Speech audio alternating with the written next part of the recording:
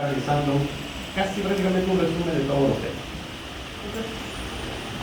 Ustedes, la bioquímica, como les ha mencionado, es el estudio a nivel molecular de todas las funciones fisiológicas del organismo. Entonces, desde ese punto de vista tenemos que estudiar. Cuando vieron ustedes el capítulo de carbohidratos, ¿qué es lo primero el primer tema que vio en carbohidratos? En carbohidratos, ¿qué vieron primero? Metabolismo intermediario. Ya, después del anabolismo, catabolismo, ¿qué es lo que vieron?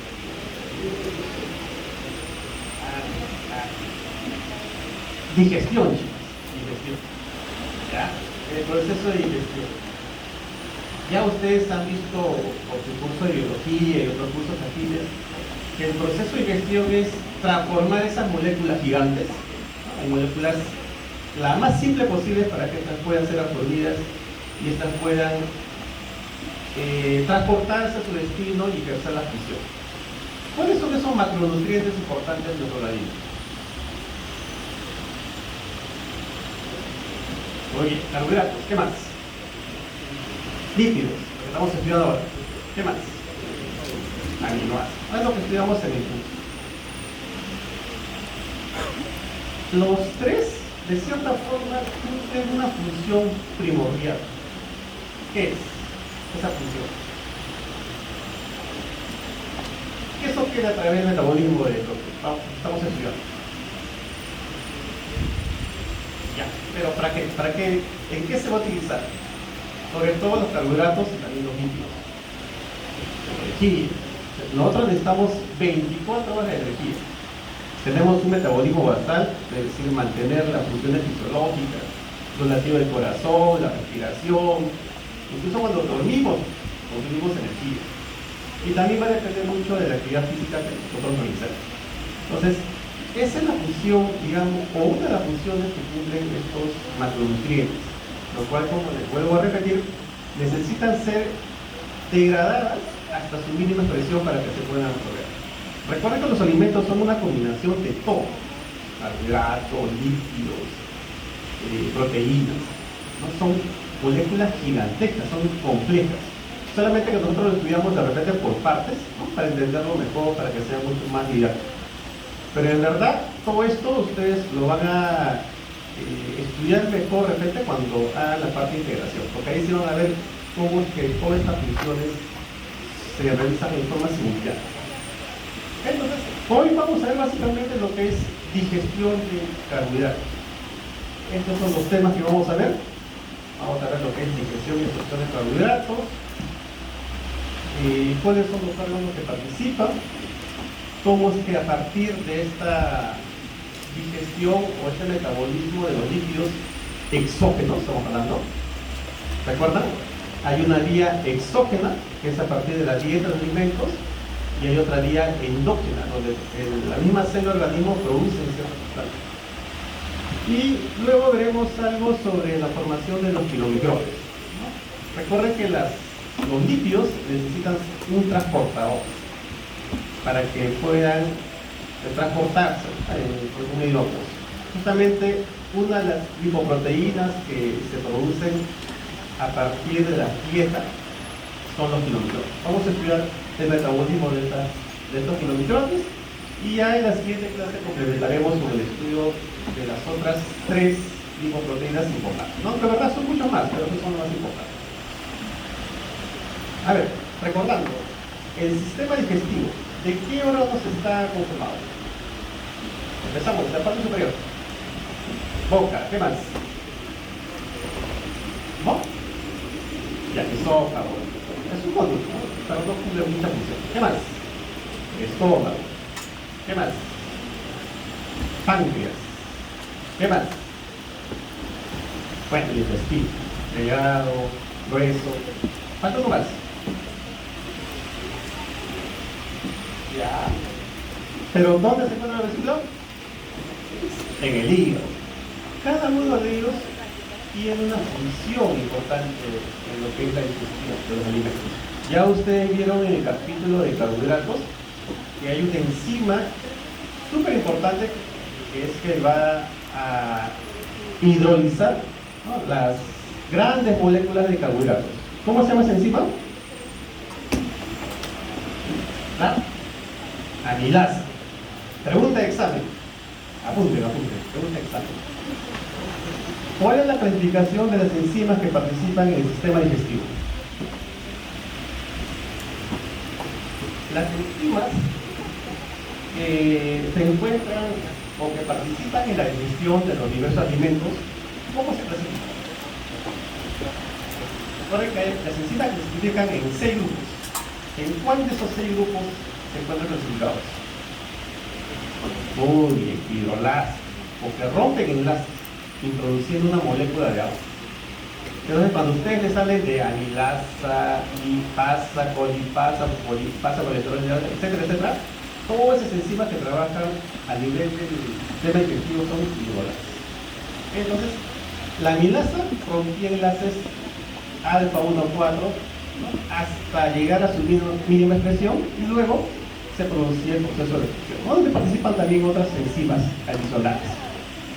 Algo similar sucede acá en la digestión de los lípidos, solamente que acá de repente es un poquito más complejo, porque ustedes van a ver que los lípidos se agrupan como lípidos no tanto por su estructura, porque si uno lo ve la estructura del colesterol, ve la estructura de los fosfolípidos, ve la estructura de los triglicéridos, no hay muchas cosas en común, digamos, pero sí hay algo que los representa. ¿Cuál creen que sea eso? Hay una propiedad de los lípidos, y justamente los hace clasificar que sea en ese grupo.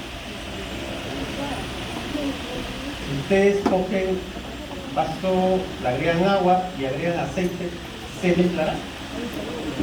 Entonces, son disolubles en agua. No les gusta variarse, son hidrofóbicos. Pero no es 100%. Van a ver que hay algunas moléculas que tienen, que son antipáticos. Es decir, tienen una porción hidrofóbica y también tienen una porción hidrofílica. Eso lo vamos a hacer conforme vamos viendo todo este tema de lípidos. Entonces, los lípidos, la digestión de los lípidos se va a producir mediante hidrólisis hasta llegar a su mínima expresión, y luego su absorción a nivel del intestino delgado. Eso es lo que vamos a hacer el día de hoy. Y por supuesto también la formación de la orina. Lo que estamos estudiando, ojo, lo que estamos estudiando el día de hoy es solamente la digestión de los lípidos exóticos, ¿no?, que se obtienen a partir de alimentos. Ya en el siguiente capítulo vamos a hablar sobre los lípidos o la formación de los lípidos endógenos. Ok. ¿Qué más tiene que saber? Vamos a recorrer unos conceptos de química. Los lípidos no se clasifican como un grupo heterogéneo de moléculas orgánicas que son insolubles en agua, ¿no?, hidrofóbicos. Aunque eso, nuevamente repito, no es tan 100%. Como no se mezcla con el agua, entonces los lípidos van a estar separados, se encuentran separados. En el bioquímico le llaman compartimentalización. Están separadas porque son hidrofóbicos. Por ejemplo, los fosfolípidos que se encuentran en la membrana. Otro ejemplo son las lipoproteínas que vamos a estudiar, que se transportan en la sangre. Y otros son los triglicéridos que se encuentran en los adipocitos. ¿Recuerdan qué eran los adipocitos? ¿No? Las células, ¿no?, del tejido adiposo. Ahora, desde el punto de vista clínico, ustedes van a ser futuros médicos. Todo lo que estudien ustedes tiene que ser dirigido para ser aplicado a la parte clínica. ¿Por qué creen que estudiamos a los lípidos? ¿O por qué creen que estudiamos todo lo que corresponde al metabolismo de los lípidos? ¿Cuál es su relación o con qué enfermedades está relacionada? Muy bien, obesidad. ¿Qué más? Diabetes. ¿Qué más? Uno más. Aterosclerosis. ¿Cuál creen que sea la primera causa de muerte en los pacientes con diabetes? ¿De qué se mueren los pacientes con diabetes? Por la primera causa. De enfermedades cardiovasculares. Enfermedades cardiovasculares son una de las primeras causas de muerte a nivel mundial. ¿Por qué? Porque la diabetes, ya ustedes han visto también en los seminarios, al final lo que va a formar, o cuál es el riesgo que tienen las personas con diabetes, es que forman ateromas, es decir, tienen más riesgo a tener enfermedades cardiovasculares a futuro. ¿Okay? Por eso es la primera causa de mortalidad. Okay. Entonces, si nosotros vemos la estructura de estos lípidos, vean en la parte superior, el más simple viene a ser un ácido graso con su cadena linfática. La formación o la estructura de los triglicéridos, cuyo nombre correcto es triacilglicerol, pero nosotros lo vamos a seguir llamando triglicéridos, está formado por ¿qué? Un alcohol que viene a ser el glicerol con sus tres ácidos grasos, que pueden ser saturados o insaturados. Luego también vemos otras estructuras que no tienen, que tienen glicerol, pero solamente tienen los ácidos grasos, que vienen a ser los glicerofosfolípidos, que también lo vamos a estudiar en el capítulo 3, los esteroides, cuyo mejor representante viene a ser el colesterol. Ese colesterol que le dieron mala fama, pero que van a ver ustedes que es una molécula muy importante en el organismo porque le va a servir o es precursor de diversas moléculas, como los ácidos biliares, las hormonas esteroideas, la vitamina E, todas ellas se producen a partir del colesterol. Incluso es parte de la estructura de las membranas celulares. Y por último tenemos los esfingoglicolídeos. Ya en este caso estamos uniendo a un lípido a un carbohidrato. Entonces, de repente algo en común podría ser los ácidos grasos, pero todos comparten esta propiedad de ser insolubles en agua. Ahora, ¿qué funciones tienen estos lípidos? Va a depender de qué lípidos estamos hablando. Por ejemplo, si yo digo, son una fuente importante de energía para el cuerpo, ¿a qué lípido me estoy refiriendo? A los triglicéridos. ¿Ok? Ustedes han visto los osos invernos, ¿no? Que tienen una gran capa adiposa. Justamente ese tejido adiposo le va a servir como fuente de energía cuando está en la salud. Es una barrera hidrofóbica que permite la separación del contenido acuoso de las células y las estructuras subcelulares. ¿A qué lípido? Muy bien, fosfolípidos. Son vitaminas liposolubles, cuya función es ser reguladores o coenzimas. ¿A qué vitaminas nos referimos? A liposolubles. ¿Quiénes son? A, D, E y K. ¿Ya? Recuerden, A, D, E y K. También es una de las preguntas que y por último, control de la homeostasis del organismo. Hay prostaglandinas, que son derivados de lípidos, hay hormonas esteroideas derivadas del colesterol, que tienen funciones importantes en el organismo. Entonces, ven cómo los lípidos cumplen funciones muy importantes, ¿no? Desde el punto de vista funcional, estructural, etc. También hay otra clasificación donde los lípidos se van a clasificar de acuerdo a si contienen o no ácidos grasos. Son lípidos saponificables y lípidos insaponificables. Pero esto es más que nada ya desde el punto de vista químico. Dentro de los saponificables tenemos a los triglicéridos, tenemos a los fosfolípidos y otros lípidos que no son del organismo, como la sal. Y los insaponificables, sobre todo los esteroides, ¿no? Como mencioné, el máximo representante debe ser el colesterol. Y de los eicosanoides, las prostaglandinas, el tromboxano, los leucotrienos, que son moléculas muy importantes.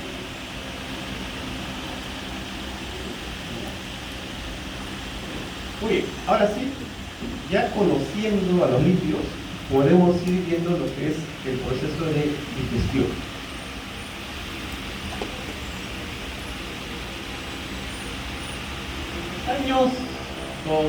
Antes de la pandemia, se realizó un estudio a nivel de Latinoamérica para saber cuáles son los macronutrientes que consumen las personas a nivel de Latinoamérica. Se llamaba el estudio ENAS.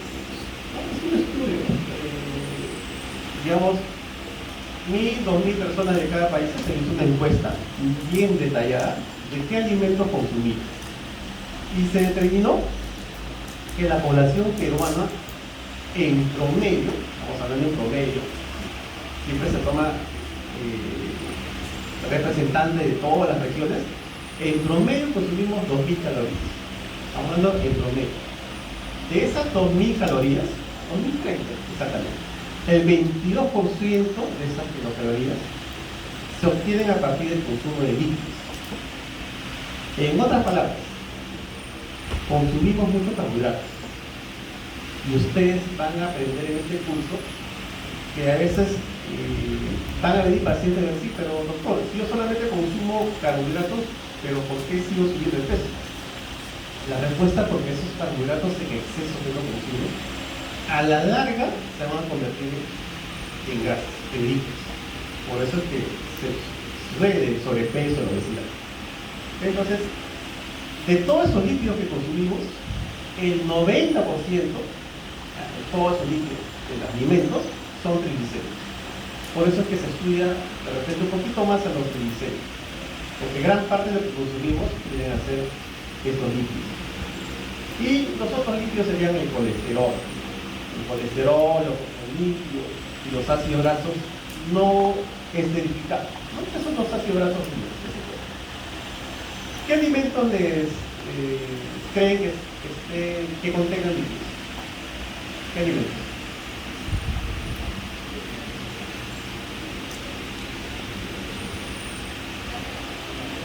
Ya, muy bien, ¿no? Hay incluso líquidos que se añaden.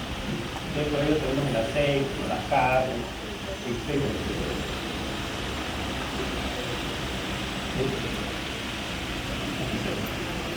Ok, entonces vamos a estudiar cómo es que se produce el proceso de digestión de estos líquidos. Ya conocemos los órganos que participan en la digestión y ahora vamos a empezar desde el inicio.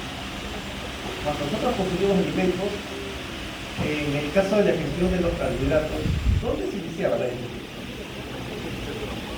En la boca, porque ahí actúa la vida. Acá en los lípidos, la digestión de estos lípidos se inicia en el estómago.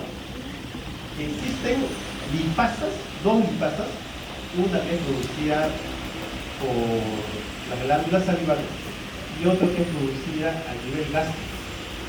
Cuando ingresa el bolo alimenticio del estómago, ingresa también esa lipasa lipasa. El detalle es que esas lipasas actúan a un pH ácido. ¿Ok? A un pH ácido. Ojo que son lipasas que van a actuar en forma limitada sobre estos triglicéridos. ¿Vale? Pero, de cierta forma, sí es importante, sobre todo en los pacientes que tienen problemas de páncreas. Recuerden que el páncreas es el órgano que va a producir estas lipasas que van a actuar sobre el líquido. Entonces, si tu páncreas no está funcionando adecuadamente, esa lipasa al igual o esa lipasa gástrica va a ser muy importante. De igual manera también para los recién nacidos. ¿Qué consumen los recién nacidos? Por ejemplo, ese producto lácteo tiene gran cantidad de ácidos grasos, sobre todo de cadena mediana y corta. Cuando hablamos de ácido graso de cadena mediana y corta, nos referimos a los que tienen menos de 12 cadena. Entonces, en él sí es muy importante, ¿no? Esa lipasa que va a actuar a nivel de estómago. Y también en las personas que presentan enfermedades, ¿no? Como la fibrosis quística, que es una enfermedad genética donde el páncreas, o digamos, a nivel del páncreas, que produce el bicarbonato y otras sustancias, como hormonas, esa secreción se vuelve espesa y no puede llegar al duodeno para que realice secreción. Esa es una deficiencia de que se produce a nivel de la fibrosis, a nivel de estos pacientes con fibrosis. Entonces, si yo les pregunto al paciente, ¿dónde se inicia la digestión de los lípidos? No vayan a colocar en la boca. ¿Sería dónde? No. Ok, muy bien. ¿Qué más? Luego el estómago. Bueno, esto para acá, ¿no? Que los ácidos grasos se clasifican de acuerdo al número de carbonos que tienen. Cuando tienen menos de 12 carbonos, serían ácidos grasos de cadena mediana y cadena corta. Dentro de esos ácidos grasos de cadena mediana tenemos el ácido butírico y el ácido cáprico. ¿Ok? Y bueno, los otros son aminoácidos de número par de carbono. Sigamos entonces. Una vez que pasa el estómago, ese bolo alimenticio, ahora se llama, ¿cómo se llama? El bolo alimenticio cuando pasa el estómago al duodeno. Y lo último, ¿ok? Entonces, acá van a suceder dos cosas. Uno, de que ese bolo alimenticio o esos lípidos que se encuentran en el bolo alimenticio son estructuras grandes, gigantes. Entonces necesitan ser de cierta manera degradados en gotas mucho más pequeñitas. Esa función de convertirlo en gotas más pequeñas va a ser realizado por el movimiento del intestino. Cuando con un alimento se han dado cuenta, ¿no? Suena la barriguita justamente por ese peristaltismo intestinal. Entonces, eso es lo que produce de que estas gotas de lípidos se conviertan en gotas más pequeñitas. Pero si yo la dejara ahí, esas gotas nuevamente se van a volver a fusionar. Entonces, ¿quién participa ahí? ¿Qué molécula? ¿A qué molécula necesita adherirse esas gotas para que no se vuelvan a fusionar? Las sales biliares. Estas sales biliares son sintetizadas a partir del colesterol. Son moléculas antipáticas que van a agregarse alrededor de estas gotas pequeñitas de lípidos, y con esto va a suceder el fenómeno de la emulsificación. ¿Ya? La emulsificación es un fenómeno no químico sino físico, para que estas gotas grandes de lípidos se vuelvan gotas pequeñas, y de esta manera las enzimas que son producidas por el páncreas, la lipasa, la colipasa, la fosfolipasa, la colesterol de grasa, puedan actuar sobre sus sustratos, porque ya tienen un mayor superficie para que puedan actuar. Pero ¿qué más necesitamos acá? Recuerden enzimas, conocieron enzimas. ¿Cuáles son las condiciones óptimas para que actúen las enzimas? pH. Entonces necesitamos un pH óptimo. Los lípidos o las enzimas que participan en esta difusión de los lípidos necesitan un pH óptimo, necesitan un pH neutro. Entonces, ¿cómo yo neutralizo el pH ácido del estómago? ¿Qué libera el páncreas? Bicarbonato. ¿Okay? Entonces, el páncreas es un órgano que tiene también dos funciones. Por un lado es endocrino, porque ustedes han visto que produce o sintetiza hormonas como la insulina, el glucagón y otras más. Pero también tiene una parte exocrina porque produce bicarbonato, que justamente su función es neutralizar el pH ácido del estómago. Y también produce sustancias o enzimas como las lipasas, fosfolipasas, etc.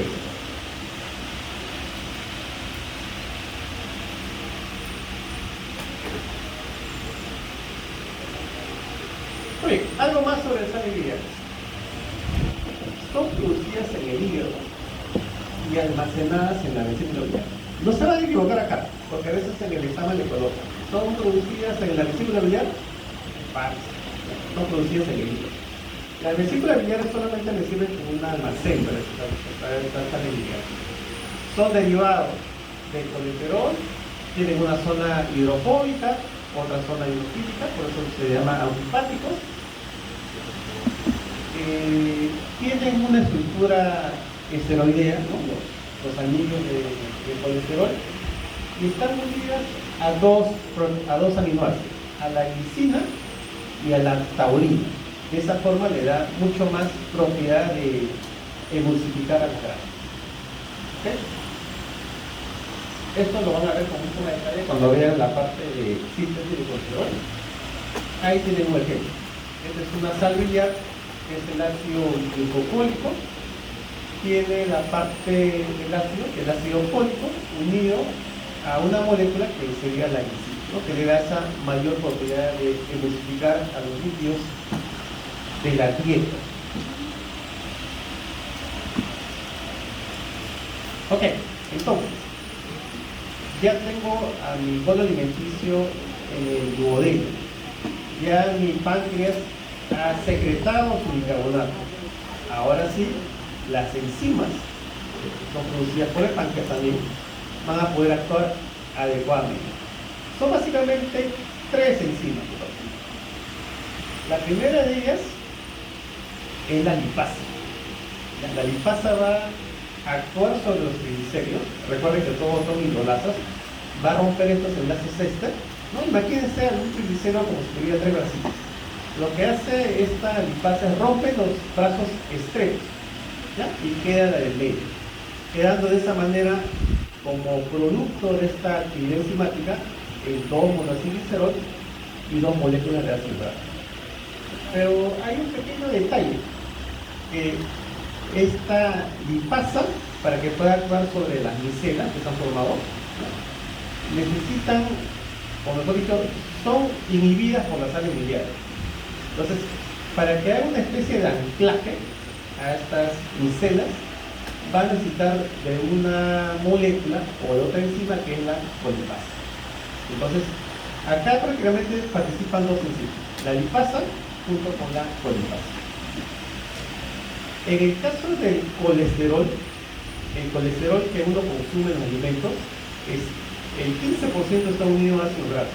Entonces, yo necesito romper ese ácido graso. Y justamente acá es donde participa otra enzima que es la colesterol esterasa.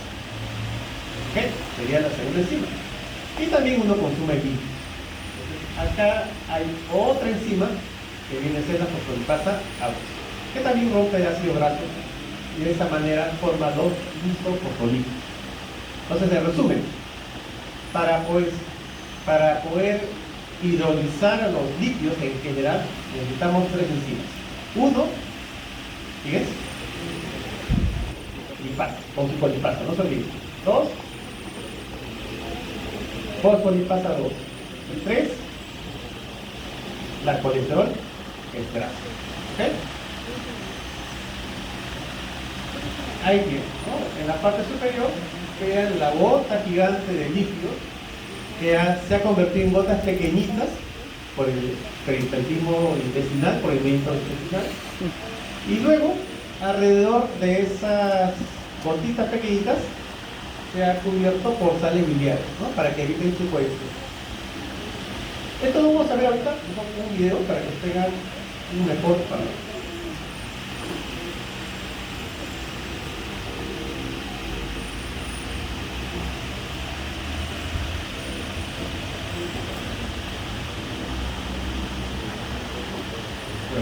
De forma molecular.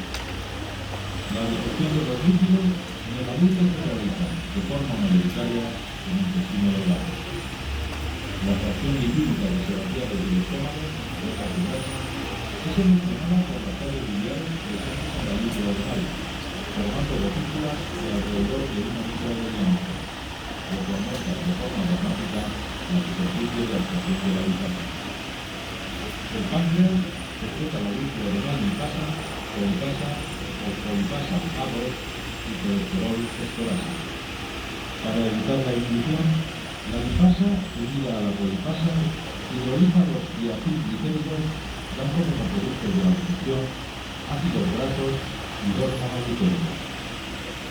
La fosfolipasa A2, activada por tripsina, separa de los fosfolípidos el ácido graso localizado en posición 2, dando lugar a ácidos grasos y isofosfolípidos. La colesterol esterasa rompe los enlaces de distintos lípidos como este de colesterol y de vitaminas A, B y E. Los productos resultantes de la digestión de los lípidos alimentarios, ácidos grasos, dos monoglicéridos, isofosfolípidos, colesterol y vitaminas liposolubles, de su carácter hidrófobo, deben ser solubilizados en la luz intestinal para poder ser transportados hasta la vecindad de la membrana apical del enterocitos, donde son absorbidos. Para ello, con el concurso de las sales biliares, forman micelas mixtas de los urolíticos.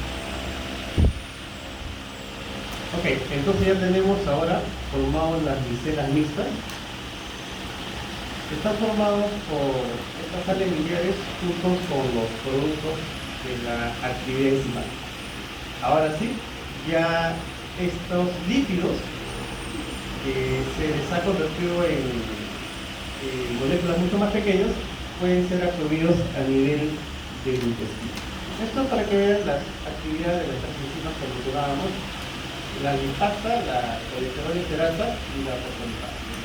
Hemos dicho que la lipasa actúa sobre los triglicéridos, forma el 2-monacilglicerol y los ácidos grasos, mientras que la colesterol esterasa va a liberar el ácido graso del colesterol esterificado, y la fosfolipasa va a liberar también un ácido graso de los fosfolípidos y va a formar el glutatión. De esa manera, los productos de la digestión de estas enzimas pancreáticas, fosfolípidos, colesterol libre, 2-monacilglicerol y los ácidos grasos, van a reunirse, van a formar estas micelas mixtas junto con las sales miliares.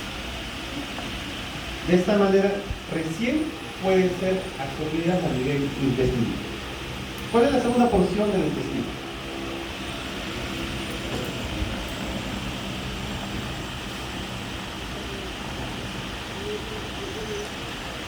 Después del duodeno, ¿qué sigue? El yeyuno. Ahí es donde se produce la absorción de proteínas. Ahora, existe un control hormonal de esta secreción pancreática.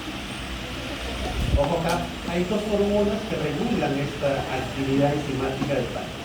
Por un lado tenemos la colecistocinina y tenemos la secretina.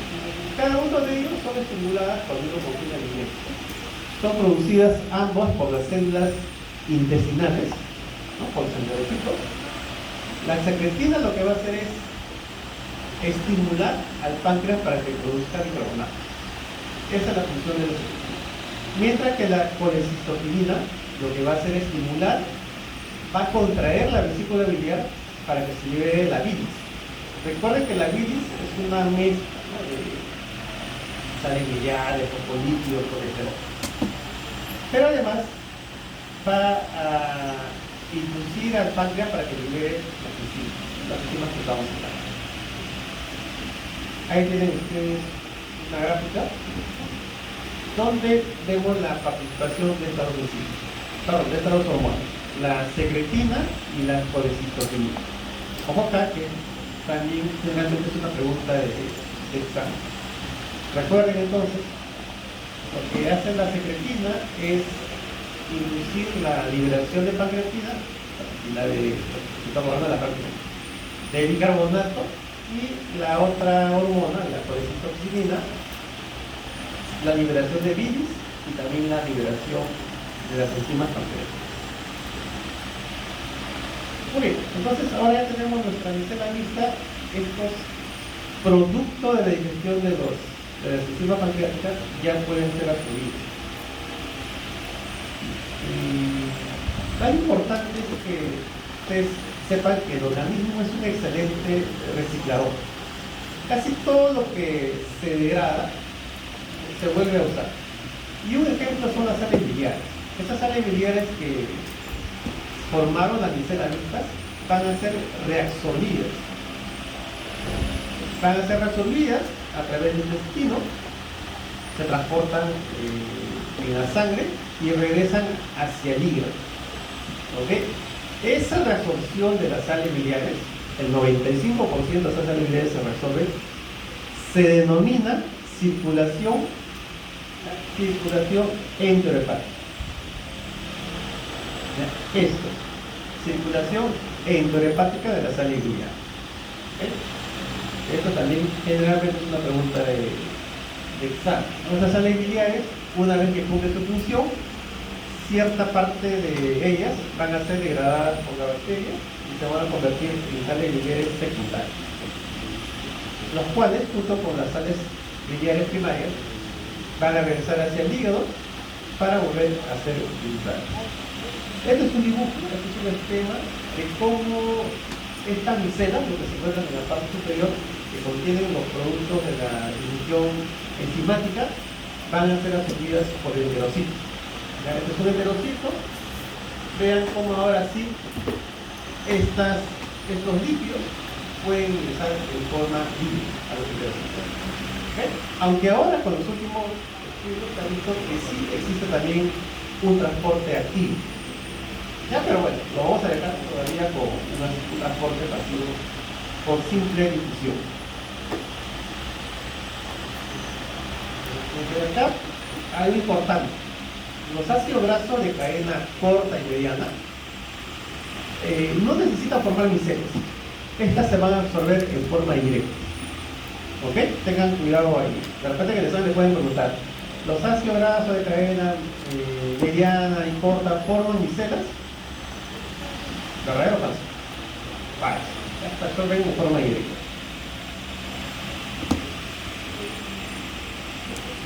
Ok, entonces ahora ya tenemos a nuestros lípidos que se encuentran dentro de los enterocitos.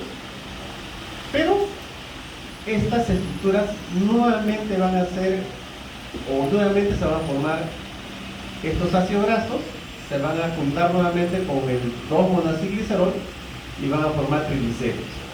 El ácido graso se va a unir al colesterol y va a formar colesterol esteral. Y de igual manera el isofosfolípido se va a unir a su ácido graso y va a formar fosfolípido. Es decir, a nivel enterocito regresan a su estado original. Pero como son lípidos, necesitan ser separadas.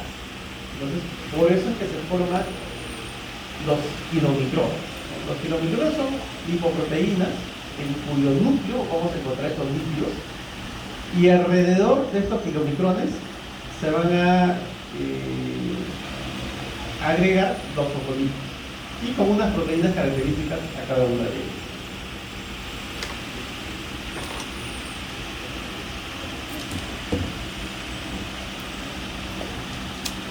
En algunas circunstancias va a haber algunas patologías, como en el caso de la disminución de los carbohidratos. ¿Recuerdan cuando había intolerancia a la lactosa? ¿Qué es lo que sucedía? ¿No? Cuando consumían productos lácteos. ¿Qué sucedía con la persona? ¿Cuáles eran los síntomas característicos? Dolor abdominal, ¿no? Gases y también diarrea. Acá también, en el caso de los líquidos, puede haber un proceso o una patología de malabsorción de los líquidos, que puede ser producida por tres causas. Uno,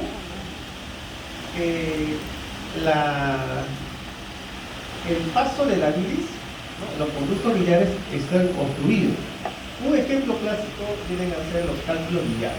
Los cálculos biliares no dejan que esta bilis se libere hacia el duodeno, y lo que va a producir es que los lípidos no se puedan digerir y produce la esteatorrea. ¿Ok? Ojo con eso.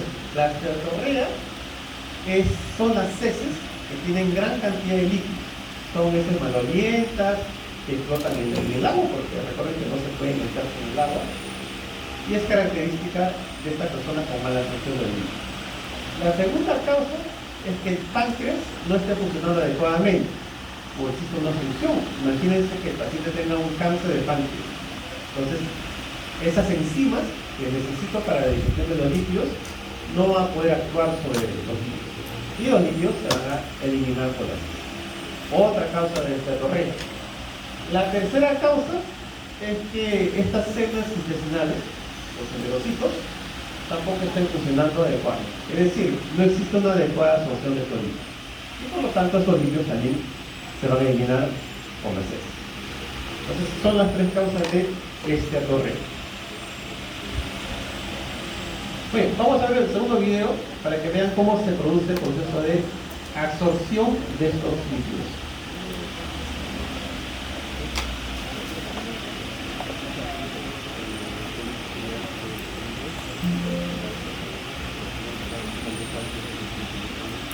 Estas micelas mixtas atraviesan la capa no afectada en contacto directo con la membrana microbiológica. Una vez ahí, los productos de la digestión transportados con ellas en altas concentraciones, al ser liposolubles, atraviesan la membrana biológica. Actualmente se conocen otros mecanismos de absorción de los productos de la digestión lipídica en los que están implicados transportadores con una cierta especificidad. Estos transportadores pertenecen a la familia de proteínas fijadoras de ácidos grasos y son dependientes de los movimientos de sodio.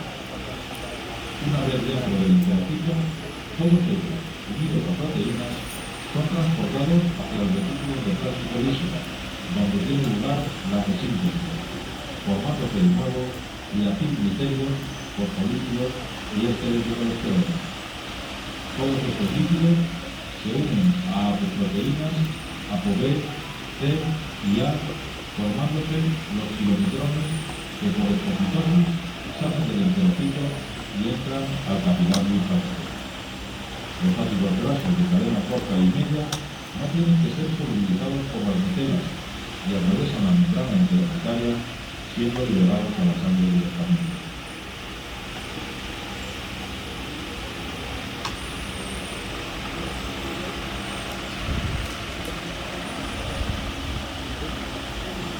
Ok, entonces las lipoproteínas son estructuras esféricas cuya función es transportar estos lípidos. La lipoproteína que se sintetiza en los enterocitos, en las células terminales, son los kilomitrones, ¿okay? Cuya estructura está formada básicamente por triglicéridos. El 90% de los kilomitrones son triglicéridos exógenos, obtenidos de la dieta. No se van a equivocar. A veces cuando uno le pregunta verdadero y falso, le dice, ¿no? Los triglicéridos que conforman los kilomitrones son triglicéridos endógenos. ¿Verdadero o falso? Falso. Son triglicéridos exógenos, es decir, que se obtienen a través de la dieta. Entonces, lo que hace el organismo es congregar todos estos lípidos, sobre todo los triglicéridos, en el núcleo. Alrededor del núcleo lo que va a formar, lo que se van a sumar son los fosfolípidos. Recuerden que los fosfolípidos son antipáticos, tienen una parte hidrofílica, una parte hidrofóbica, y además acá va a participar una proteína. Cada lipoproteína tiene una apolipoproteína o una proteína característica. En el caso de los kilomitrones, esa apoproteína característica es la ApoB48. Tome nota, chicos, porque eso es también una de las preguntas clásicas. Imagínense que las lipoproteínas son automóviles, unos buses cuyos pasajeros vienen a ser los lípidos, sobre todo los triglicéridos, que son completamente hidrofóbicos, el colesterol esterificado, que también es hidrofóbico. Ellos son los pasajeros. Digamos, la carcasa de ese automóvil vendrían a ser los fosfolípidos, y el conductor, digamos, el chofer de esa lipoproteína vendría a ser la apoproteína. Entonces, hay algunas lipoproteínas que tienen hasta 3 choferes, ¿no? Pero son choferes que son específicos de cada apoproteína. En el caso de los kilomitrones, ese chofer vendría a ser la ApoB48. ¿Ok? Entonces, ese kilomitrón ahora va a pasar por unos conductos llamados conductos pilíferos, va a pasar a la linfa y de ahí pasa a la sangre. ¿Por qué? Porque esos triglicéridos necesitan ser transportados hacia los tejidos periféricos. Cuando hablamos de tejidos periféricos, hablamos de 2 tejidos básicamente: el tejido muscular y el tejido adiposo. En el caso del tejido adiposo, estos triglicéridos se van a depositar, ¿ya? Va a ser nuestra reserva de energía. Y en el caso del tejido muscular, lo vamos a utilizar para poder obtener energía.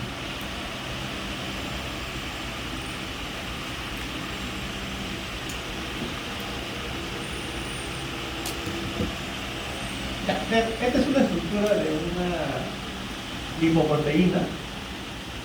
En el núcleo, en el interior, hablamos de los pasajeros, tenemos a los triglicéridos y el colesterol esterificado, y en la parte externa la carcasa de estas lipoproteínas vendrían a estar los fosfolípidos. ¿Por qué? Porque son antipatos, ¿no? Tienen la función hidrofóbica y hidrofílica. Y acá, esta partecita vendría a ser la proteína, la apoproteína característica de cada uno de ellos. Hemos dicho que en el caso de piromicrones sería la ApoB43. Esto para ver la parte del metabolismo de los piromicrones, ¿no? Esta clase en verdad se ha reducido bastante porque, bueno, estoy siguiendo lo que es el sílabo. Se ha reducido bastante porque ha cogido, o mejor dicho, se ha cortado parte de la segunda parte, lo que era el estudio de lipoproteínas. Quiere decir que hoy ya vamos a acabar más temprano que la próxima semana. Entonces, esta apolipoproteína, para esta kilómetro, es producida a nivel intestinal, se va a transportar en la sangre, pero hasta acá es una lipoproteína todavía a funcionar. Necesita todavía dos choferes más, dos apoproteínas. Y esos choferes son la ApoE, ¿ok? La ApoE y la ApoC2. ¿Ya? Las apoproteínas, estas proteínas se clasifican con letras y con números rojos. Es entonces la ApoE y la ApoC2. ¿Quién le regala esa apoproteína? Bueno, no la regala, le presta, porque después se le devuelto otra lipoproteína llamada HD, que lo vamos a entrar en la próxima semana, que es la lipoproteína de alta densidad. Es una lipoproteína que tiene varias funciones. Bueno, para mí es una de las que tiene mayor importancia. Cuando ya recibe estas apoproteínas, ahora sí está lista para ejercer su función, que es entregar los triglicéridos. Sigue viajando hasta llegar a los capilares de estos tejidos periféricos. Hemos dicho que son dos, el tejido muscular y el tejido adiposo. En los capilares de este tejido periférico hay unas enzimas extracelulares. ¿Ok? Esta enzima extracelular se llama lipoproteína lipasa, más conocida por sus siglas como LPL. Esta LPL tiene como coenzima la ApoC2. En otras palabras, acá cuando ya tenemos los hidrogenes, esta ApoC2 se une a la LPL para que de esta manera esos triglicéridos puedan descargarse. En otras palabras, si lo quisiéramos poner en lo que estamos hablando de móviles, acá bajan los pasajeros en los capilares de los tejidos periféricos. ¿Quiénes son esos pasajeros? Los triglicéridos. Los ácidos grasos, o mejor dicho, estos triglicéridos son hidrolizados.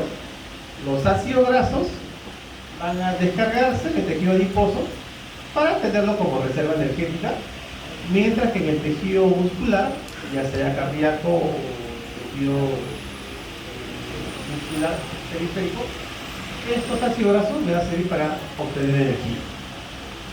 Mientras que el glicerol se va a regresar allí, ¿no? Para seguir siendo utilizado para otras estructuras. Entonces, esta lipoproteína es una enzima muy importante, porque, por ejemplo, tenemos una patología donde hay personas que tienen una deficiencia de esta enzima. ¿Qué creen que va a pasar si hay deficiencia de esta enzima? Si no tiene enzima, estos triglicéridos no se van a poder degradar. Estas personas tienen concentraciones de triglicéridos de 2000, 2500. Recuerden que los valores normales son menores de 160. Estas personas van a tener 10 veces el valor aumentado. ¿Por qué? Por deficiencia de estas lipoproteínas. A esta patología se llama hiperquinomicronemia familiar. Justamente se caracteriza por eso, porque tienen alta concentración de triglicéridos en la sangre, tienen familiares que tienen también la misma patología, es decir, tienen antecedentes familiares. ¿Okay? Es una dislipidemia de tipo primario. Es decir, es una alteración del metabolismo de los lípidos que tiene una causa genética. ¿Ok? Entonces, esas son las características bastante importantes en esta persona. ¿Ok? Entonces, ahora, vean, de esta estructura gigante, porque el kilomicrón es de las lipoproteínas más grandes desde el punto de vista estructural. Cuando uno consume alimentos, si uno se toma una muestra de sangre, va a encontrar que ese suero se vuelve turbio, y justamente es por la presencia de los kilomicrones. Pero vean que de esta molécula gigante que era, ahora tenemos una estructura pequeñita. A esta estructura se le llama kilomicrón residual o remanente, ¿ya? Remanente de kilomicrón, que ya no tiene casi nada de triglicéridos. Tiene algo de colesterol y tiene algo de fosfolípidos. Este remanente de kilomicrón va a regresar la ApoC2 a la HDL, ¿ok? A la HDL, y va a transportarse hacia el hígado. En el hígado tenemos receptores para la ApoE, ¿ok? Para la ApoE. Justamente esa ApoE fue también, bueno, en este caso sí fue regalada, ¿no? Porque la ApoC2 fue prestada, no devolvió. Justamente es para que pueda ser internacionalizada en el hígado y para que estos lípidos restantes puedan ser utilizados para formar otras cosas. ¿Ok? Entonces, en forma simple lo que sucede en el metabolismo de los kilomicrones. Se sintetizan en el intestino, reciben apoproteínas C2 y ApoE en las HDL, llegan a los capilares de los tejidos periféricos, descargan su contenido de triglicéridos por acción de la lipoproteína y los remanentes regresan al hígado. ¿Ok? Entonces, vean todas estas vías metabólicas y hemos visto cuál sería la deficiencia de esta lipoproteína, ¿no? Que es una enzima estimulada por la insulina, ¿ya? Por la insulina. Por eso es que también las personas que presentan diabetes mellitus y presentan deficiencia de insulina tienen mayor riesgo a tener elevación de los triglicéridos en la sangre. ¿Okay? Como ven, todo tiene relación. Por eso es que estudiamos esta parte de bioquímica, porque después ustedes lo van a relacionar con la parte fisiológica, con la parte farmacológica, ¿no? Hay diferentes fármacos que justamente utilizan estos conceptos de la bioquímica para tener su mecanismo de acción. Entonces, nada más para que vean cuál es la composición de los kilómetros, ¿no? Prácticamente está conformado por triglicéridos, 90%, y otra partecita por la apoproteína, colesterol esterificado, colesterol libre y fosfolípidos. Pero básicamente es triglicéridos, obtenidos de forma exótica. Esto para que vean cómo es que la HDL, esta molécula, HDL, va a proporcionar estas dos apoproteínas, la ApoC2 y la ApoE, a estos kilomicrones que lo llaman nacientes. Cuando reciben estas apoproteínas, ahora sí, se denominan kilomicrones maduros, los cuales van a ir a los tejidos periféricos para descargar su contenido de triglicéridos.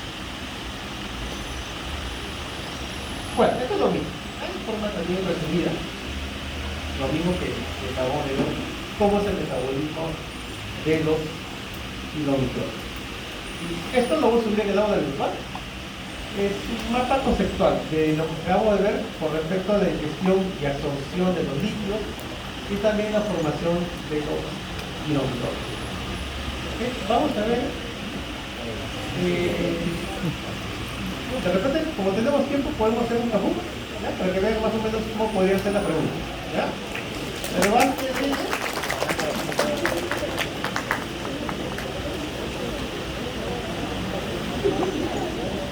vamos a ver un video del proceso de digestión, ¿no?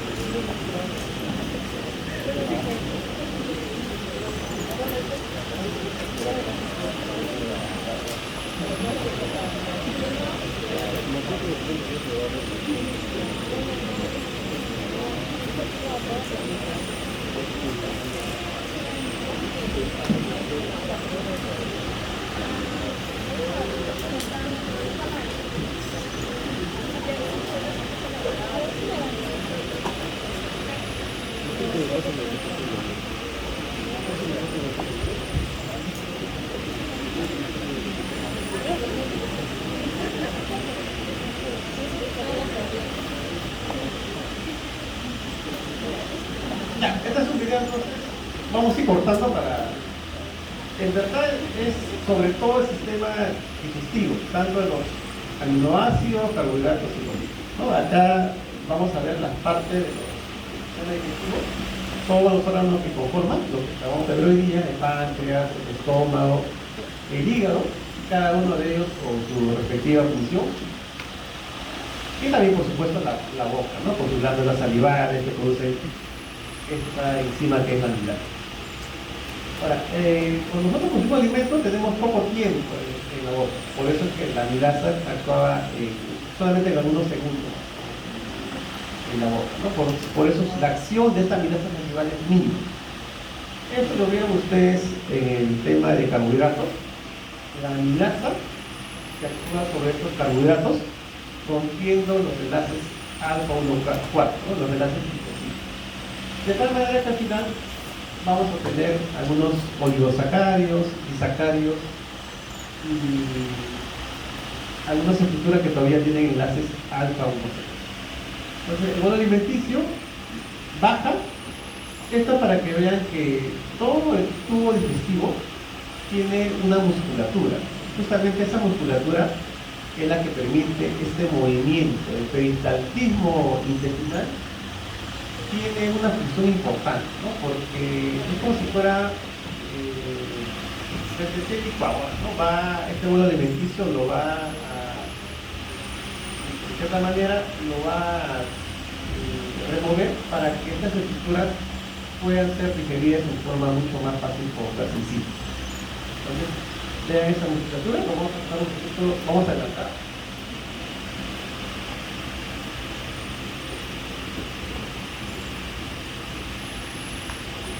Esto para que vean el estómago. El estómago tiene varias funciones en verdad sobre la digestión. En primer lugar, va a producir el ácido clorhídrico. El ácido clorhídrico tiene como función activar algunas enzimas, eso sobre todo se ve en la parte del metabolismo de aminoácidos, y también este ácido clorhídrico me sirve para poder eliminar algunas bacterias, bueno, varias bacterias que de alguna cierta manera puede consumir junto con el alimento. Lógicamente hay una capa protectora, ¿no? Que me recubre, evita que este ácido pueda destruir las células intestinales. Entonces, una vez que llega el bolo alimenticio, ven ahí, ese bolo alimenticio llega al estómago, ¿ok? Y acá se produce la inactivación de la amilasa salival. ¿No? Recuerden que la amilasa salival actúa un pH. Pero en el caso de los lípidos, acá en el estómago se produce la acción de una lipasa. ¿Ya lo vamos a ver ahorita? Esa lipasa producida a nivel de la lengua en el estómago va a actuar sobre los triglicéridos.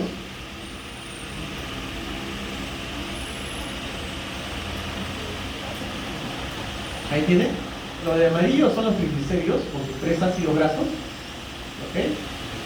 Lo que está en naranja vendría a ser la lipasa.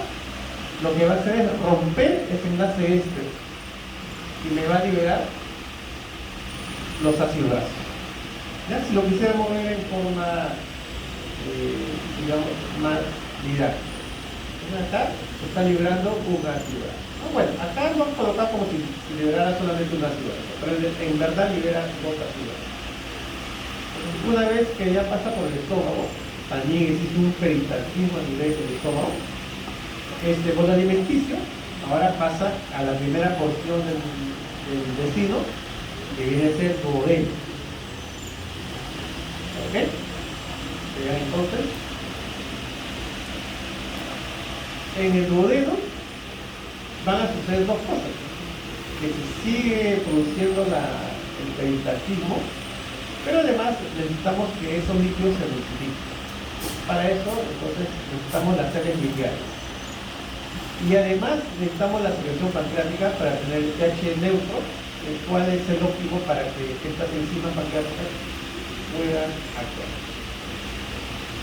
Y acá participan dos secreciones: la bilis, por un lado, producida por el intestino, y vean acá el bicarbonato, ¿verdad?, que permite ese pH neutro para poder neutralizar el pH ácido del estómago. Acá lo están tomando como está produciendo un proceso de neutralización del pH ácido del estómago. De esta manera, ahora sí, puede actuar mis enzimas, sobre todo la lipasa, ¿no?, que es la que actúa sobre los nutrientes. Estamos un poco. Nuevamente, tenemos nuestros triglicéridos con sus 3 ácidos grasos. Acá va a actuar nuevamente la lipasa, pero ahora la lipasa pancreática, y vean cómo se liberan los 2 ácidos de los extremos. Esa estructura que queda se llama 2-monacilglicerol, más 2 ácidos grasos. Vean cómo han estructurado la formación de las micelas. Este lípido gigante ahora se convierte en lípidos pequeñitos, en gotas pequeñitas. Y alrededor de esas gotas pequeñas se van a agregar las sales biliares para que no se vuelvan a cohesionar. Los temas podemos ver acá. Bueno, esta es cómo la bilis se libera de la vesícula biliar, llega al duodeno, donde también llega la secreción pancreática, y de esa manera se produce la digestión de los líquidos. Luego, por supuesto, va a seguir el proceso de formación de micelas y el proceso de absorción.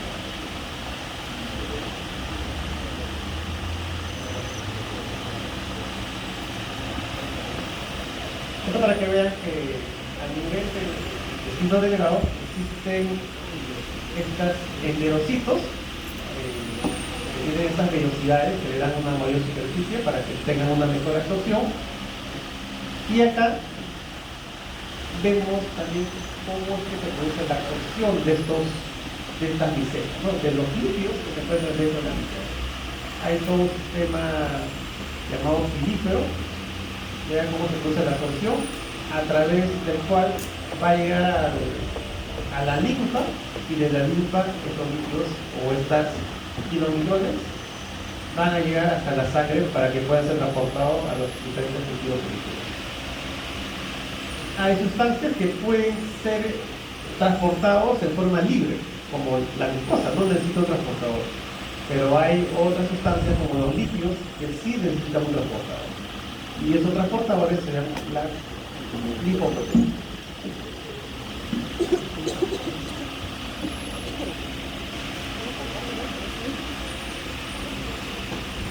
Este es el proceso de la absorción.